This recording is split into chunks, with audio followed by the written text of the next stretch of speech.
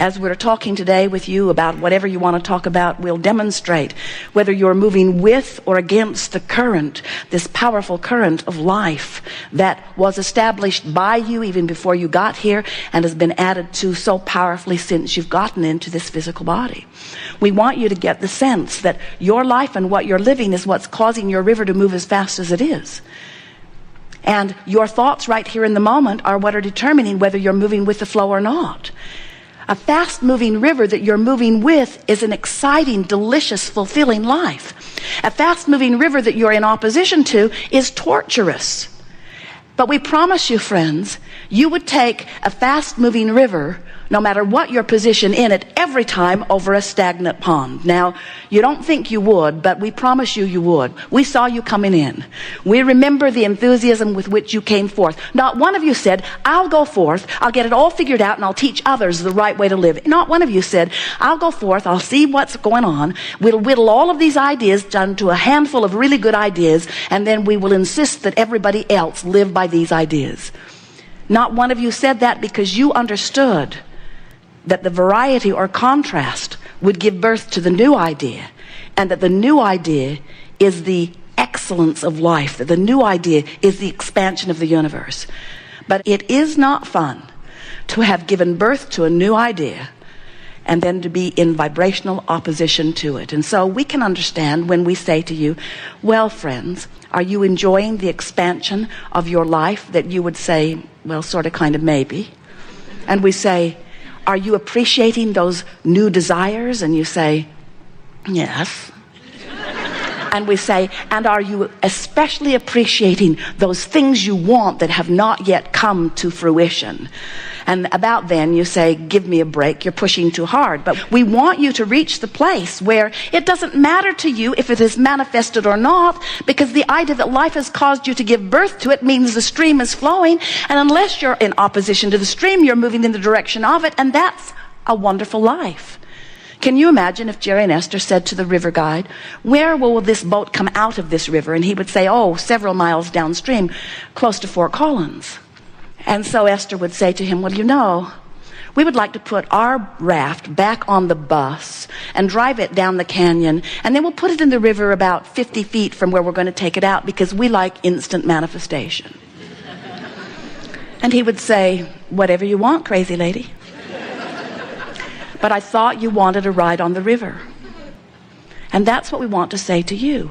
We thought you wanted a ride on the river. You didn't come forth to get it done. We don't see any of you say, I'm going to go on vacation, and I'm going to go here, here, here, here, here. I'm at home, and then I'll go there, there, there, there, there, there, there, and then I'll come back home. We don't see any of you say, now, wait a minute.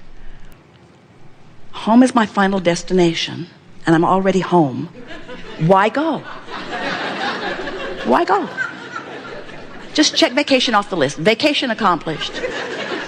You don't go on the vacation to get it done. You go because it's fun. You go for new things to see. You go for new stimulation, for new experiences. You go for new opportunities. You go for the experience of going. You don't go to get it done. And you did not come into this life experience to get it done. You came for the joy of living. You didn't come to give birth to a new idea in order to accomplish it, in order to get your mark on the chart. You came forth to give birth to an idea so that you could move in the direction of it, so that you could feel the power of the current of the river, so that you could feel the excellence of the way the universe responds to the vibrational frequency of what you're asking for, so that you could see the power of things coming into manifestation. You are a creator, and you like to create.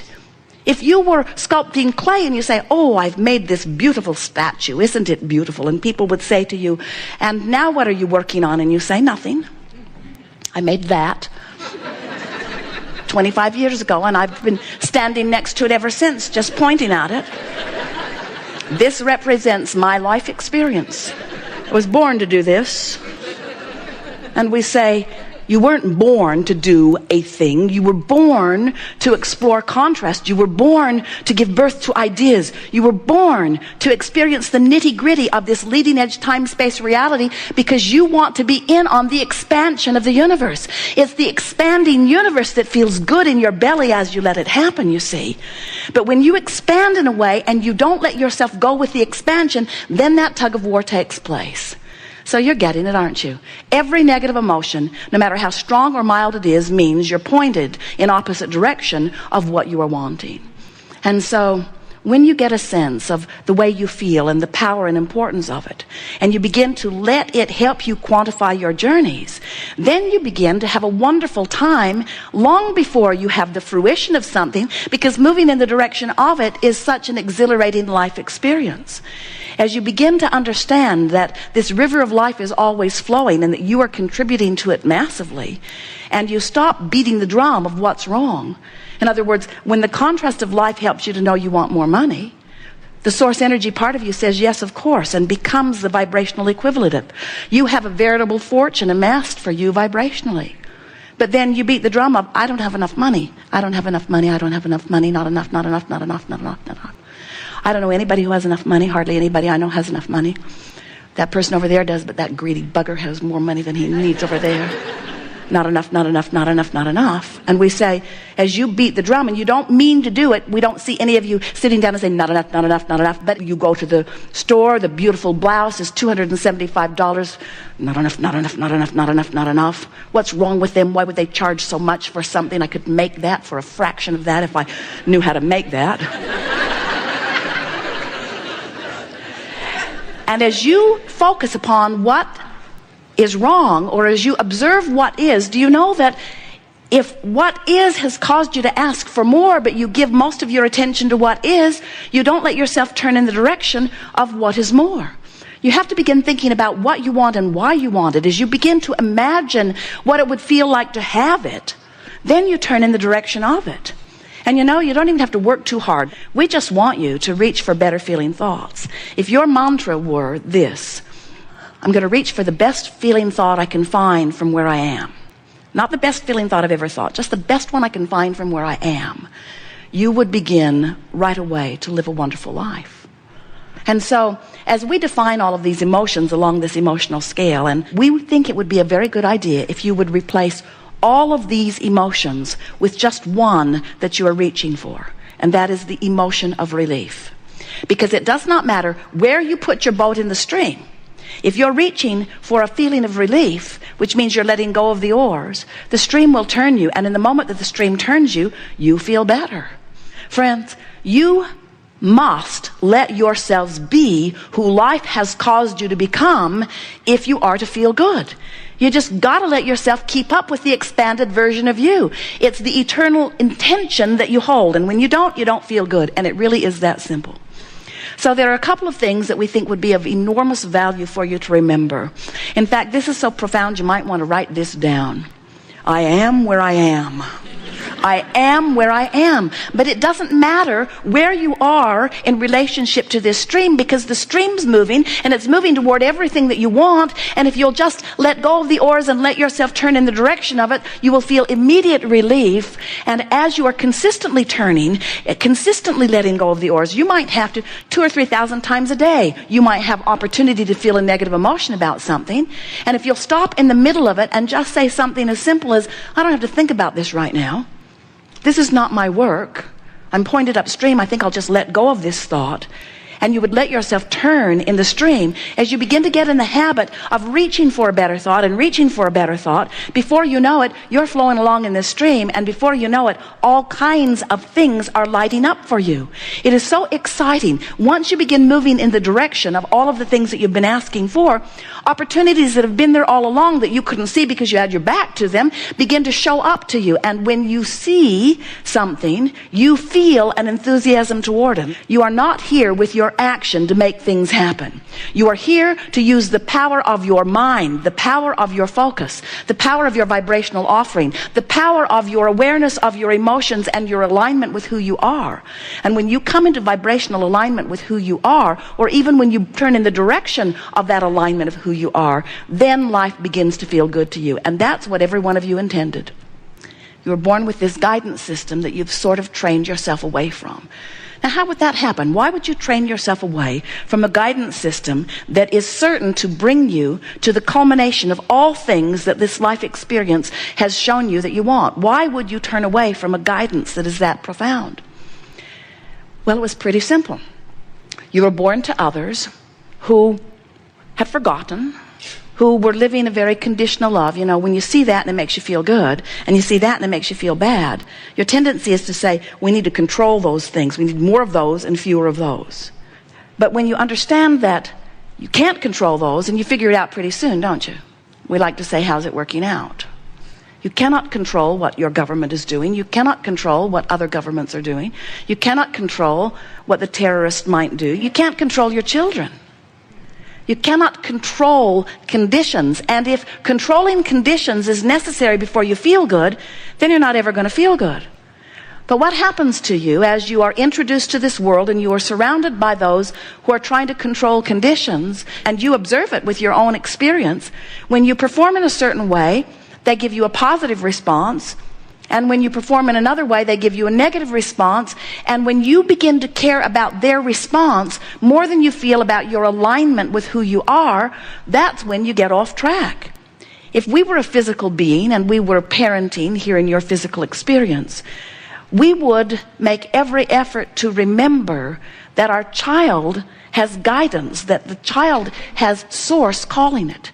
And we would do everything that we could to ignite this child's awareness that he has guidance within him, and if he will move in the direction of that flow, he will have a brilliant, wonderful life. We would not, as his parent, stand and try to get his attention by saying, listen to me, I know what I'm talking about. We would not train that child away from his own guidance. And we know that sounds difficult because you say, well, my child would run out in the street. And we say, you don't really know that.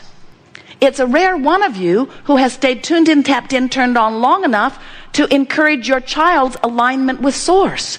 You do most of your parenting from your place of separation from who you really are.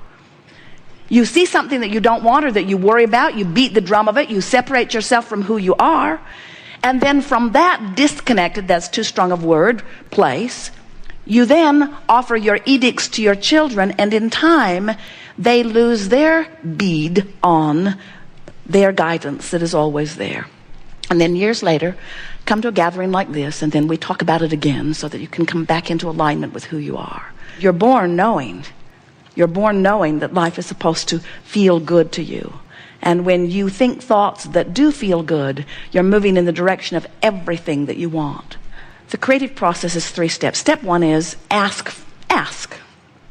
And you can't stop doing that because the contrast of life causes you to ask. In other words, you know what you don't want, you know what you do want, you know what you don't want, you know what you do want. You have a problem, you want a solution, you have a question, you want an answer. In other words, it's taking place all day, every day.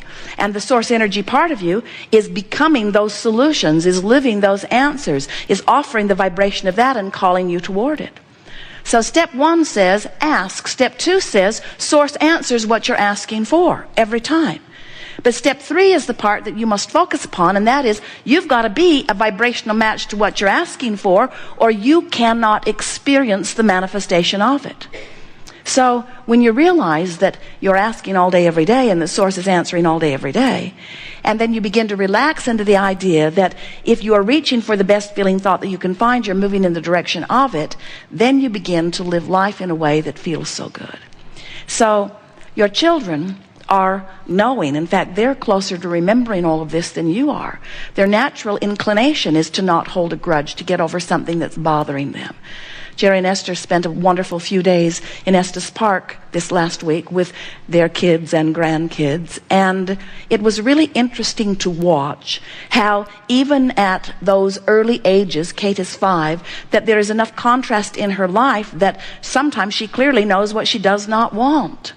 And Esther again and again had to restrain herself from wanting to make everything perfect for Kate, because Esther wants more than anything for Kate to discover that she has control about the way she feels, and everybody around her should not move quickly to try to change the circumstance so that she can feel better.